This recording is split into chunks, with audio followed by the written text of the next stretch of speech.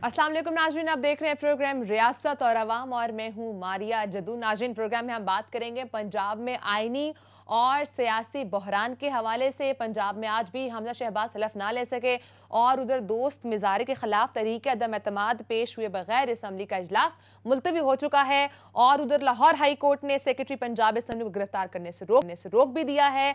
और परवेज इलाही साहब ये फरमा रहे हैं कि उस्मान बुज़दार साहब आज भी वजीर आला पंजाब है। वजीर आला पंजाब का इलेक्शन हुआ ही नहीं है। तो इस वक्त जो सियासी बहरान चल रहा है और इस वक्त क्या कानूनी ऑप्शंस हैं उस पर बात करेंगे और कब तक ये हलफ जो है वो लिया जाएगा। और उसके साथ साथ नाज़रीन, प्रोग्राम में हम बात करेंगे इलेक्शन कमीशन में मुनखरफ अरकान असम्बली के खिलाफ कार्रवाई का बाकायदा आगाज हो चुका है। आइन शिकनों के खिलाफ आर्टिकल 6 की कार्रवाई को अमल में भी लाया जाएगा, ऐसा हुकूमत की तरफ से सामने आ रही है बातें। नाज़रीन, हम प्रोग्राम में बात करेंगे इमरान खान हुकूमत के खात्मे के बाद नैब का बड़ा और पहला एक्शन सामने आया है। डीजी नैब लाहौर को फराह खान के खिलाफ इंक्वायरी का हुक्म दिया गया है और नैब ने फराह खान के असासों से मुतालिक इंक्वायरी का आगाज भी कर दिया है। उसके साथ साथ एक तरफ जहां पर इलेक्शन कमीशन कार्रवाइयां कर रहे हैं, वहीं पर इलेक्शन कमीशन इमरान खान साहब आमने सामने भी हैं।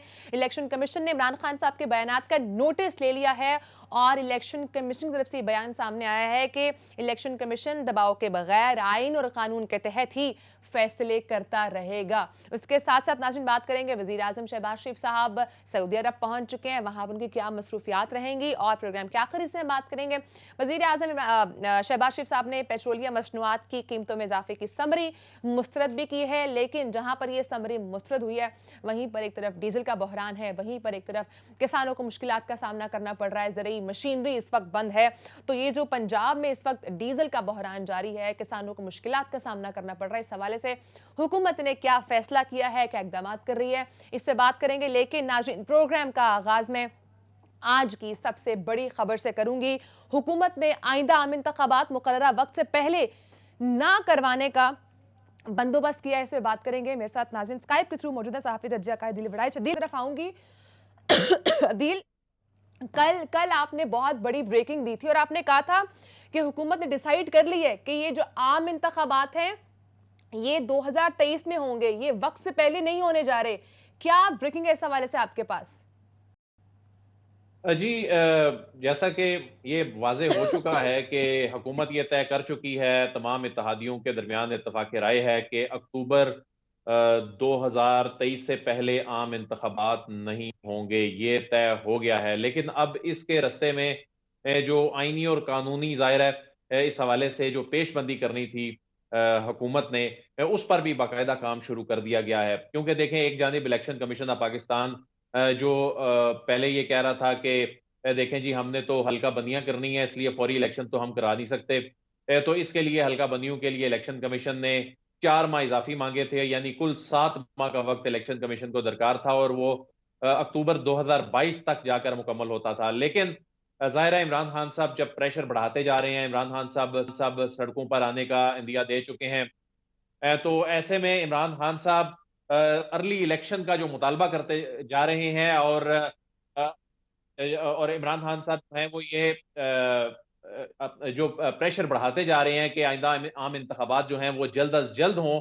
तो हुकूमत ने इलेक्शन कमीशन ऑफ पाकिस्तान की वो जो हल्का बंदियों का अमल जो उसने शुरू कर रखा है, जो उसने अगस्त में मुकम्मल करना है, उसके रास्ते में एक आईनी और कानूनी रुकावट डालने का फैसला किया है और हुकूमत नई मरदमशुमारी जो है वो करने जा रही है। और हुकूमत ने इलेक्शन कमीशन ऑफ पाकिस्तान को बाकायदा ये इदारा शुमारियात ने बाकायदा लिख दिया है इलेक्शन कमीशन ऑफ पाकिस्तान को कि हम अगस्त से नई मरदमशुमारी करने जा रहे हैं और नई मरदमशुमारी करने के बाद जो इसकी बुनियाद पर जो हल्का बंदियां हैं वो फिर जनवरी से हो सकेंगी। जब ये जनवरी से हल्का बंदियां होंगी तो उनके लिए भी कम अज कम जो एक कानूनी रिक्वायरमेंट होती है वो कम अज कम 4 महीने दरकार होते हैं। तो यूं ये हल्का बंदियों का अमल, नई हल्का बंदियों का अमल जो है ये अप्रैल मई में 2023 में जाकर मुकम्मल होगा और उसके बाद जाकर अगले 3 महीनों में इंतखाबात का कोई माहौल बन सकेगा।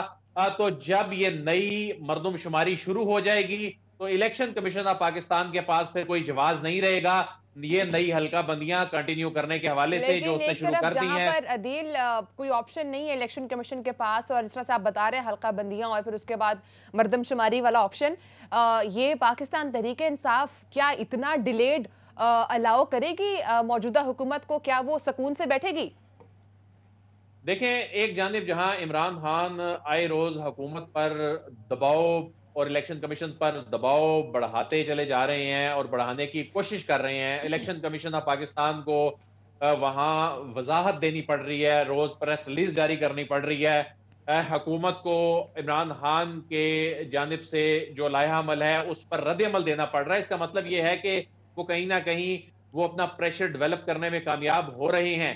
ऐसे में जाहिर है हुकूमत के पास जो ऑप्शंस हैं उसने वो ठीक है। एक्सरसाइज करने हैं। वो ऑप्शन आईनी और कानूनी ऑप्शन है, जिसमें ठीक है। सबसे बड़ा ऑप्शन ये है कि जिस बुनियाद पे हल्का बंदियां होनी है, यानी वो मरदमशुमारी जो पहले हो चुकी है, अब नई मरदमशुमारी जो है वो होगी। अगरचे इसका जो मुश्तरका मफादात कौंसिल पहले से मंजूरी दे चुकी थी, लेकिन मुश्तरका मफादात कौंसिल की ठीक है। मंजूरी के बाद इस पर अभी कोई आसार नजर नहीं आ रहे थे कि नई मरदमशुमारी होगी। लेकिन एक ऐसे वक्त में जब नई हल्का बंदियां शुरू हो चुकी हैं, इलेक्शन कमीशन को बताया गया है कि अब हम नई मरदमशुमारी करने जा रहे हैं, तो इसके बाद फिर उनकी जो जारी हल्का ठीक बंदियां है। हैं वो गैर मौसर हो जाएंगी।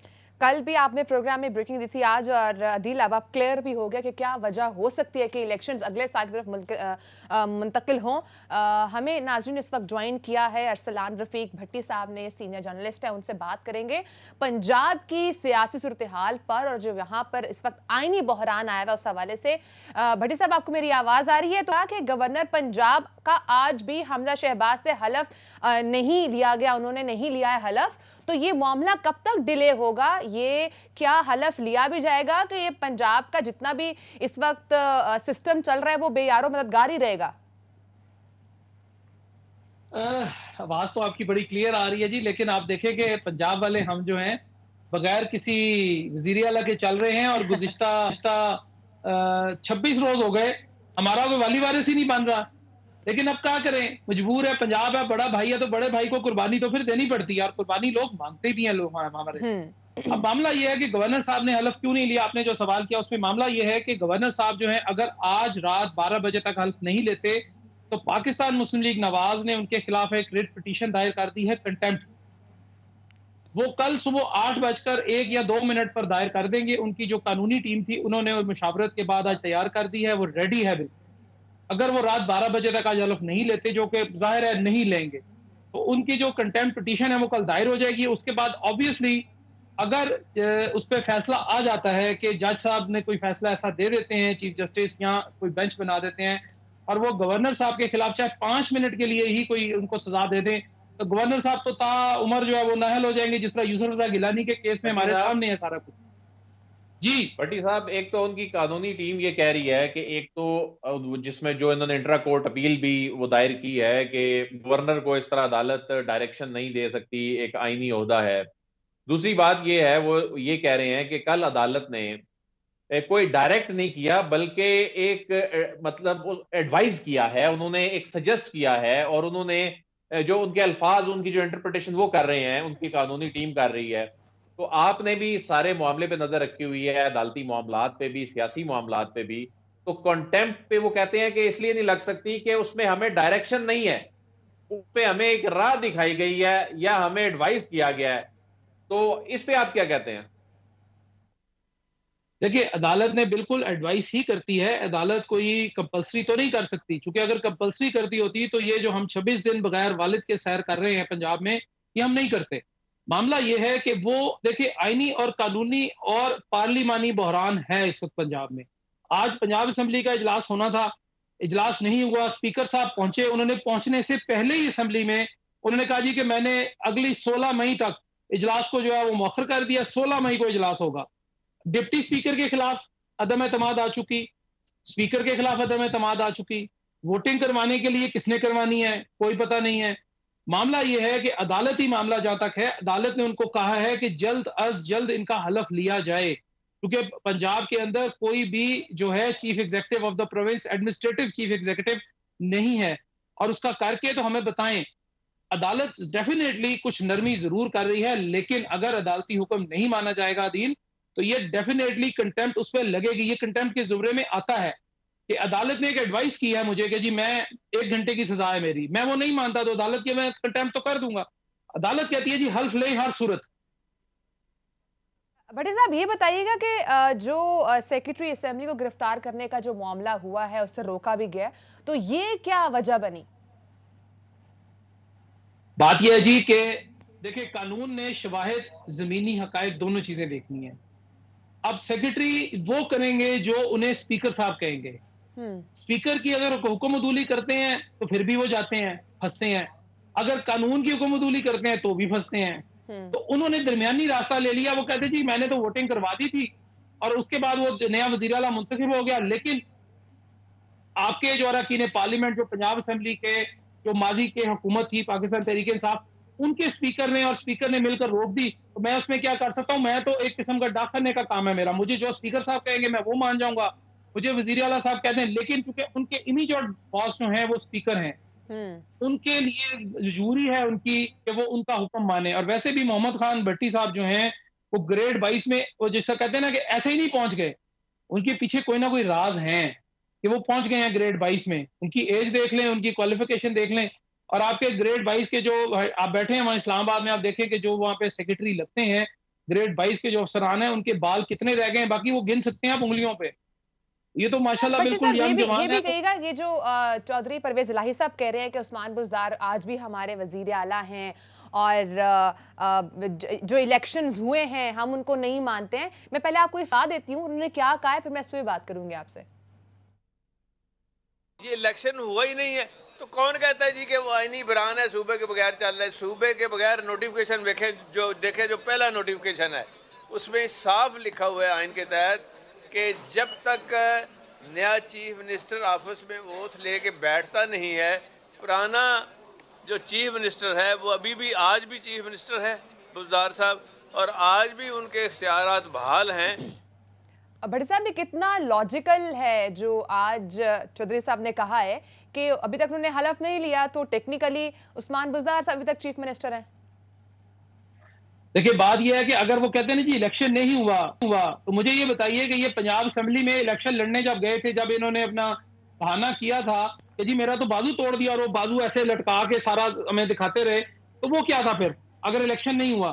बात यह है कि चौधरी परवेज इलाही साहब टोटल गलत कर रहे हैं।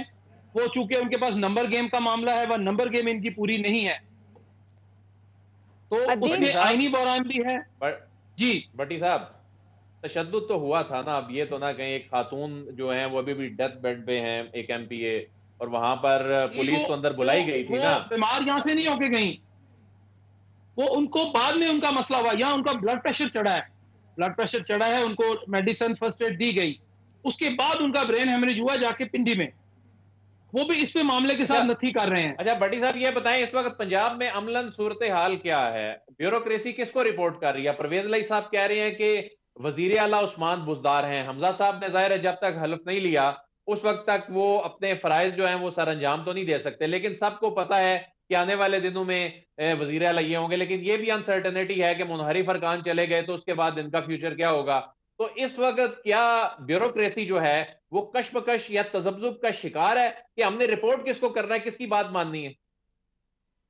अदील 200% नहीं 2,00,000% वो तजब्जुब का शिकार है, लेकिन ब्यूरोक्रेसी को ये पता है कि आज कल परसों तरसों ईद के बाद मुस्लिम लीग नून ने या हमजा शहबाज ने हल्फ लेना ही लेना है, तो वो रिपोर्ट तो वो कर रहे हैं जी कि अब 180H मॉडल टाउन पे ऑर्डर्स भी उनके ओबे कर रहे हैं, क्योंकि बिल्कुल स्टैंड स्टिल पे है ब्यूरोक्रेसी पंजाब की। वो कोई एज सच कोई पास नहीं हुआ, कोई बिल नहीं पास हुआ, कोई चीज बिल मतलब कि जो फाइनेंशियल बिल्स थे लोगों के वो सब स्टैंड स्टिल पे आ गया, किसी किस्म का नहीं हुआ स्वाय ट्रांसफर पोस्टिंग्स के, बाकी हर चीज रोकी बैठी है यहाँ पे। कोई बंदा भी ऐसा नहीं आपको मिलेगा। कोई ब्यूरोक्रेट, मेरी 3-4 सीनियर ब्यूरोक्रेट से बात हुई तो उन्होंने कहा कि भट्टी साहब हम क्या करें, हम उनकी माने या इनकी माने, हमें तो बता दें, लेकिन हमें कुछ नहीं बताया गया। लेकिन जाहिर है कि एक बंदा इलेक्ट हो गया है, वो असेंबली ने उसको इलेक्ट किया है। असल में मामला यह है दिल कि ये जो अभी अपोजिशन माजी की जो हुकूमत है, जो उस्मान बुज़दार एंड कंपनी और तहरीक इंसाफ के लोग ये इंतजार ये कर रहे हैं कि इलेक्शन कमीशन से वो जो 30 दिन वाला फैसला है ना, क्योंकि 16 अप्रैल को इलेक्ट हुए हैं हमजा साहब, और 16 मई तक उन्होंने इजलास को मौखर किया हुआ है। ये कह रहे हैं कि 1 महीने के अंदर वो फैसला आ जाए मुनहरिफ अरकान के खिलाफ। तो अगर खिलाफ फैसला आता है तो वो निकल जाएंगे, तो इनके नंबर गेम कम हो जाएंगे। तो नंबर गेम अगर 30-35 नंबर गेम कम होते हैं तो डेफिनेटली जो हमजा साहब है उनको वो कहेंगे इजलास बुला के जी कि आप वोट ऑफ कॉन्फिडेंस लें, तो वोट ऑफ कॉन्फिडेंस में उन्हें मसला आ जाएगा लेने में। ये तो उनकी बताइए प्लानिंग कि ये है। गेम लेकिन गेम अभी भी चौधरी परवेज लाई साहब के हाथ में लगती है, क्योंकि चौधरी परवेज लाई साहब बहुत स्मार्ट खेल रहे हैं। चौधरी परवेज लाई साहब ने आज का इजलास भी आगे तक के लिए मुलतवी कर दिया, उस तारीख तक के जब तक एक्सपेक्टेड है चलें कोई ना कोई इसमें मुनहरिफ अरकान से मुतलिक फैसला आ जाए। मुनहरिफ अरकान से मुतलिक 30 दिन में फैसला तो आना ही आना है। अगर इलेक्शन कमीशन फैसला नहीं भी देता तो उस सूरत में भी वो ऑटोमेटिकली वो डिक्लेरेशन जो है वो कानूनी तौर पर फिर वो वैलिड हो जाएगा। तो उस सूरत में तो चौधरी परवेज लाई साहब के खिलाफ तहरीक अदम एतमाद भी नाकाम हो जाएगी, मुनहरिफ अरकान जब निकल जाएंगे तो।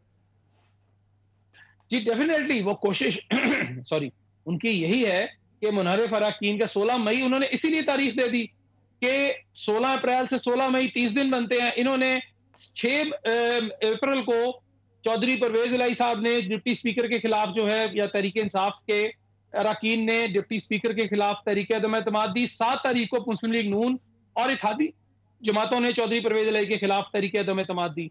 अब मसला यह है कि जो सेशन जिनके अंदर ये काउंटिंग होनी है या तहरीक अदम एतमाद पर वोटिंग होनी है वो दोनों हजरात चेयर नहीं कर सकते। लेकिन परवेज इलाही साहब ने दोस्त मजारी की जो तहरीक अदम एतमाद थी उसको एजेंडे पे ले आई, लेकिन जो अपनी वाली है उसको जो कि मोहम्मद खान भट्टी साहब उनके बंदे हैं सेक्रेटरी असेंबली जो है उनको नहीं लाने दी। उनका ख्वाहिश कोशिश और उनको उम्मीद ये है, उनकी ख्वाहिश पे असेंबली नहीं चलेगी, उनकी उम्मीद पे भी नहीं चलेगी, ये मैं कह रहा हूं। लेकिन उनकी तीनों बातें ये हैं कि कानूनी तौर पर वो ये काम नहीं कर सकते, लेकिन उन्होंने हर वो काम यहाँ पे पंजाब असेंबली में किया। उस दिन भी आपने भी फुटेज देखी, मैंने भी देखी, लेकिन उनकी कोशिश और ख्वाहिश और उम्मीद ये कर रहे हैं कि 16 तक करके मुनहरिफ अरकान के खिलाफ फैसला है, उनको बीच में से निकालेंगे तो पाकिस्तान मुस्लिम लीग नवाज जो है वो 160 जमा 7 और जमा 4 और 6 यानी 170-75 रह जाएंगे, जबकि 186 लोग चाहिए होते हैं कम अज कम। तो वो उसके नंबर गेम के ऊपर जो है चौधरी परवेज इलाही प्ले अप कर सकते हैं। लेकिन इसी के अगर आप उलट देखें जो आईने का या तस्वीर का दूसरा रुख है, पाकिस्तान मुस्लिम लीग नवाज और उसकी इत्तेहादी जमातों ने भी पूरा फैसला कर लिया है कि वो अगर उनके खिलाफ फैसला आता है तो फौरी तौर पे सुप्रीम कोर्ट या जिस भी कोर्ट से जाएंगे अदालत में, फौरी तौर पर उसे करके उससे वो हुक्म इम्तनाई हासिल करके ये सारा प्रोसेस मुकम्मल कराएंगे। बट साहब चीजों को डिले करके चौधरी परवेज इलाही साहब के पास तो ऑप्शन है, लेकिन सबर के अलावा हमजा शहबाज शरीफ के पास कौन सा ऑप्शन है? देखिए मारिया, सबर का फल तो होता है मीठा और डिले का फल जो है ना वो खराब हो जाता है, ये बात ज़हन में रख लें आप। लेकिन परवेज इलाही साहब जो कर रहे हैं, हाँ खराब हो जाता है ना जी। अब आप कितनी देर वो आप बड़ा अच्छा आजकल फल आया हुआ है जो है स्ट्रॉबेरी, उसकी शेल्फ लाइफ 2 दिन है। तो इसी तरह जो है ना स्ट्रॉबेरी की शेल्फ लाइफ 2 दिन होती है, जबकि जो आपका केला है या बाकी चीजें आपके वो अंगूर है वो देखिए उनकी शेल्फ लाइफ हफ्ता 10-10 दिन चलती है। तो मुस्लिम लीग नून जो है ना बाकी फ्रूट्स के साथ जा रही है, वो छोटे शेल्फ लाइफ वाली चीजें नहीं रख रही है। उनके पास सारी ऑप्शंस मौजूद हैं। वो 16 को तारीख को भी अगर ये आता है असेंबली का इजलास, तो मैं आपको बता दूं कि उन्होंने अपनी ऑप्शन सारी छुपा के भी रखी हुई हैं और वो वाजिया भी थोड़ी थोड़ी करते हैं। लेकिन ये बात तय है कि हमजा शहबाज जो है वजीर आला पंजाब बन चुके हैं। हल्फ आज नहीं 15 दिन के बाद हो जाएगा, लेकिन होगा। परवेज इलाही साहब के पास कोई ऑप्शन नहीं है सिवाय इसके कि वो ग्रेसफुली अपना एग्जिट करवा लें। ठीक है, इस वक्त जो चौधरी परवेज इलाही साहब के पास यही ऑप्शन है कि वो ग्रेसफुली अपने आप को एग्जिट करवा ले। बहुत शुक्रिया भट्टी साहब, आपने प्रोग्राम को टाइम दिया, आपके टाइम का बहुत शुक्रिया। आगे मूव करूंगे नाजरीन, इस वक्त जो आर्टिकल 6 का मामला है उस पर बात करेंगे। अदील आपकी तरफ आऊंगी। इस वक्त जो आइन शिकनों के खिलाफ आर्टिकल 6 लगाने की कार्रवाई अमल में लाई जा रही है, जो मुनखरिफ अरकान थे उनके खिलाफ भी, ये क्या मामला है, जरा ये नाजरीन के साथ शेयर कीजिएगा। देखें, इस वक्त जो हुकूमत को बहुत ज्यादा मसले का, बहुत बड़े मसले का सामना है ना।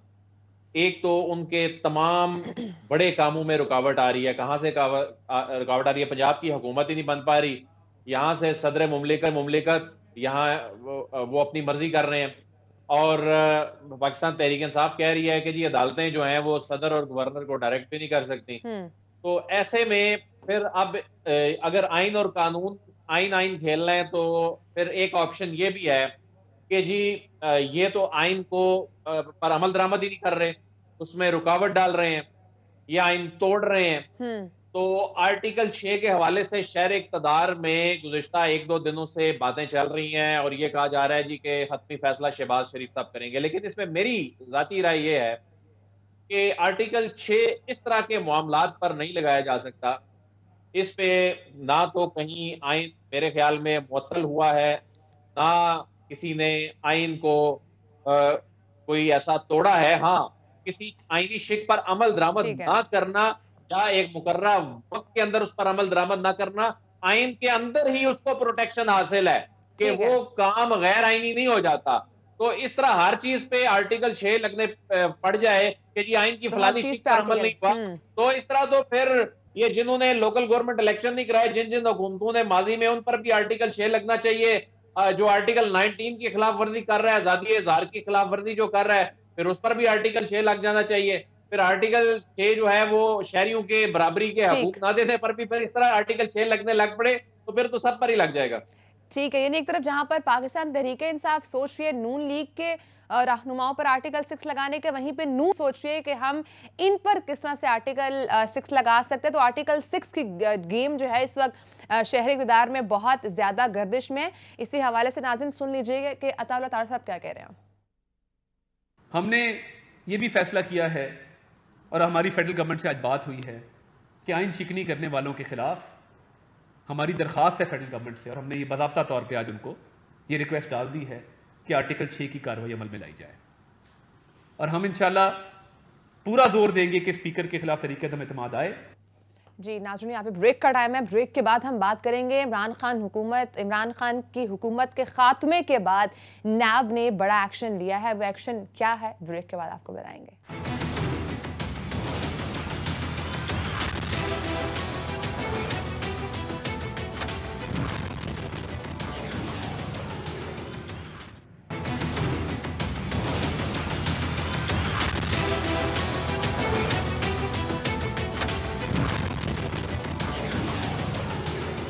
वेलकम बैक नाजरीन। इमरान खान हुकूमत के खात्मे के बाद नैब ने सबसे पहला और बड़ा एक्शन लिया है। डीजी नैब लाहौर को फराह खान के खिलाफ कार्रवाई का हुक्म दिया गया है और नैब ने फराह खान के असासों की तफसीलात से मुतालिक इंक्वायरी का आगाज भी किया है। दिल आपकी तरफ आऊंगी। अब चूंकि ये प्रोसेस शुरू हो चुका है और क्या अब जिस तरह से नून लीग या पाकिस्तान पीपल्स पार्टी ये इल्ज़ाम लगाया करती थी इमरान खान रजीम में कि ये इंतकामी कार्रवाई होती है, तो क्या हम ये सेम बात दोबारा सुनेंगे इमरान खान साहब के मुंह से कि ये नून लीग और पाकिस्तान पीपल्स पार्टी हमारे साथ इंतकामी कार्रवाई कर रहे हैं?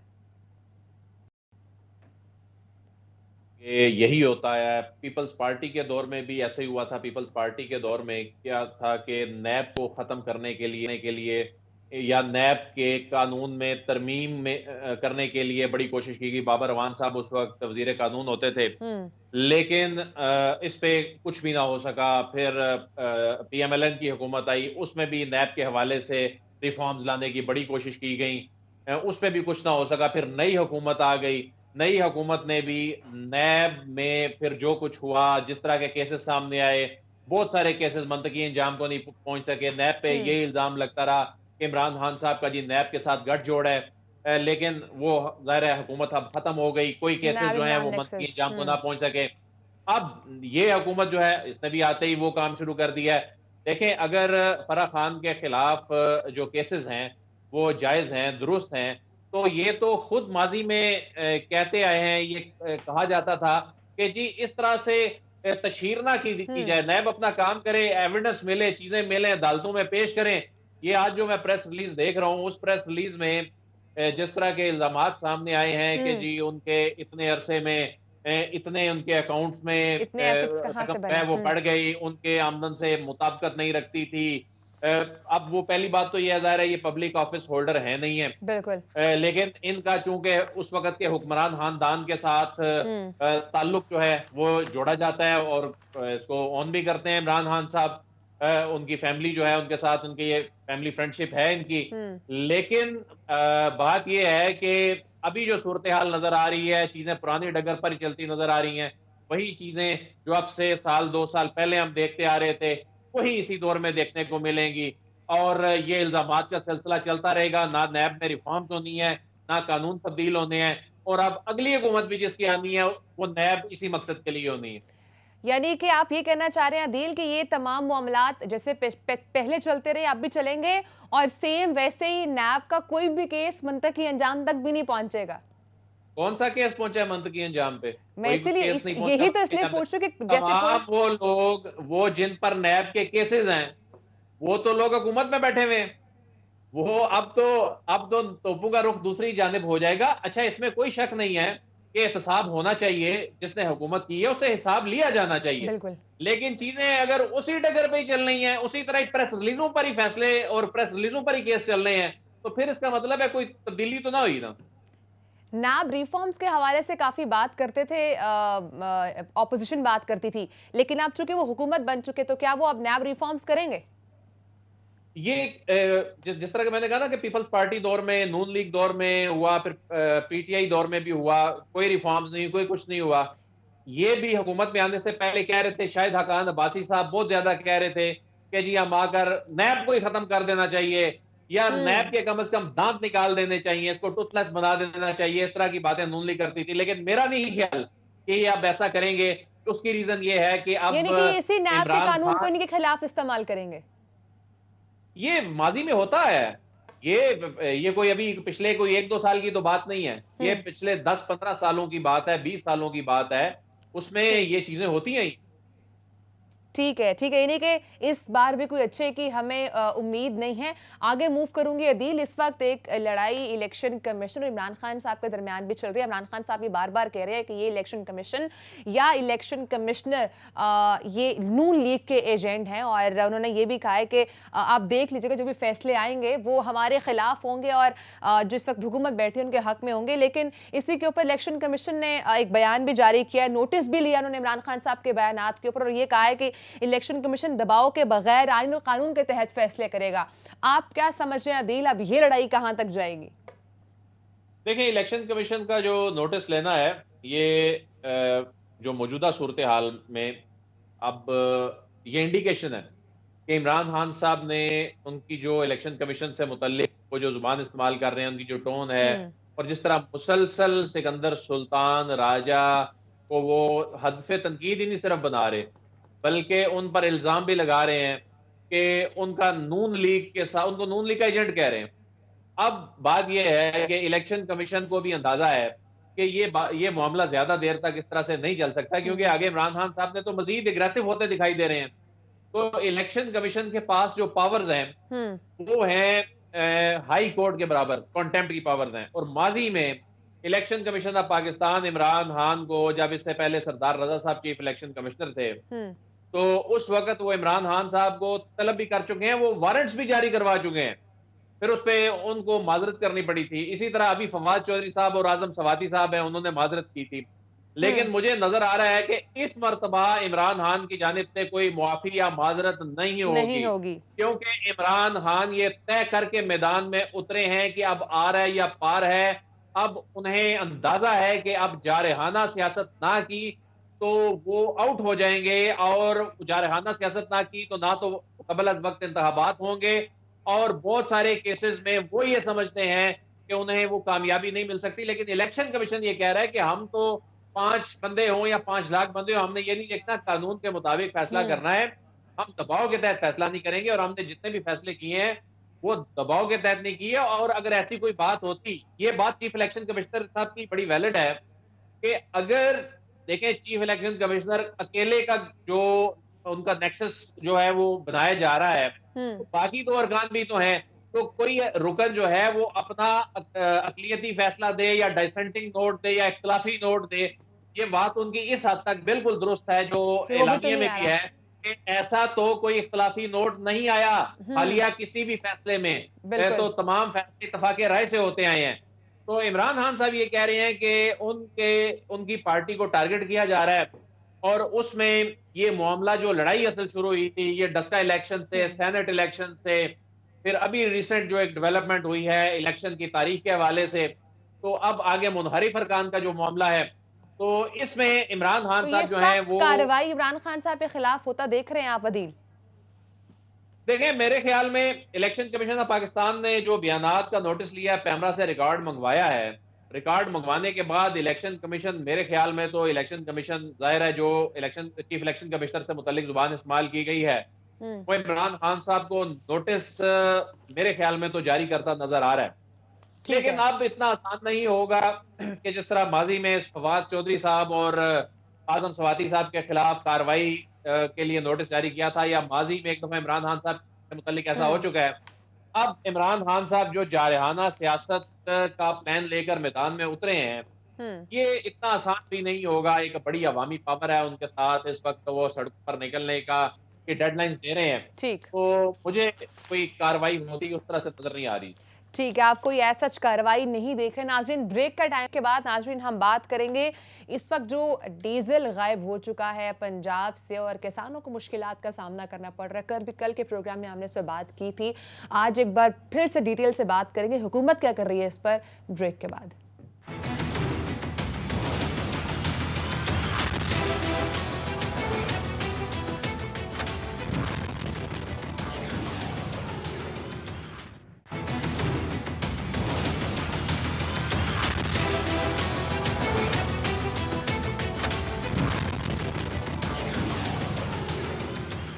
वेलकम बैक नाजरीन, वज़ीर आज़म शहबाज शरीफ साहब ने पेट्रोलियम मसनूआत की कीमतों में इजाफे की जो समरी है उसको मुस्तरद किया है और इस पर बात करेंगे। हमारे साथ राजा उस्मान, नुमाइंदा पब्लिक न्यूज़, उनसे बात करेंगे। उस्मान, आपको मेरी आवाज़ आ रही है तो कहिएगा कि ये जो समरी मुस्तरद हुई है इस पर मरियम औरंगजेब साहिबा ने जब मीडिया से बात की, उन्होंने बताया कि वज़ीर आज़म इमरान खान साहब, वज़ीर आज़म शहबाज शरीफ साहब ये कह रहे हैं कि हम ये समरी मुस्तरद करते हैं, ये तमाम जो नालायकी है ये पिछली हुकूमत की है।